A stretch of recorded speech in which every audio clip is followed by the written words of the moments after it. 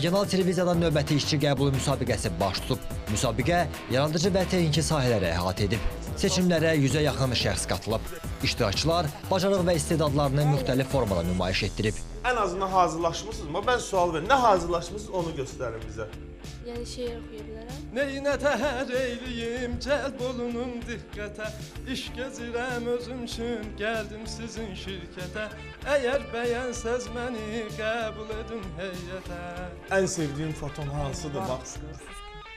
Ən sevdiyim foto şəhərdə Heydər Əliyev adında İdman konsert kompleksinin güllərin deməli altından çəkmişəm də. Belə maraqlı bir şəkil alınmışdı.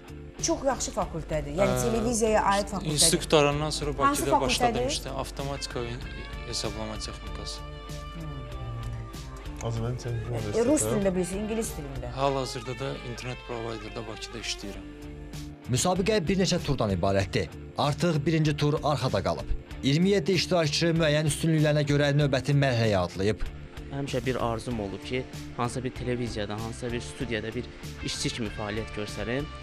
Və bu arzumu yerinə yetirmək üçün sözsüz ki, Regional TV-yə üz tutdum.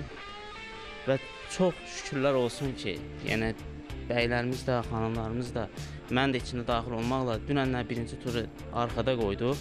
Fərqli bir şeylər göstərmədim. Sadəcə bir şans olaraq keçirdim ikinci tura. İnşallah bundan sonrası yaxşı olar. Yəni inşallah bundan sonra yəni göstərə bilərəm özümü. 4 il yaxındır ki, paytaxtda qəzet jurnalistikası ilə məşğulam. İstəyirəm televiziya jurnalistikasını öyrənim. Bu məqsədə qarşıma qoyub RTV-yə üst tutmuşam.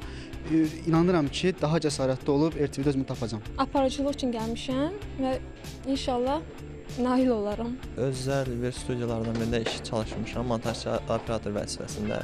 İndi də ki, təkmilləşdirmək istəyirəm öz biliyimi. İstəyirəm ki, Regional TV-də inşallah öz nəticələrimi, uğurlarımı bildirim.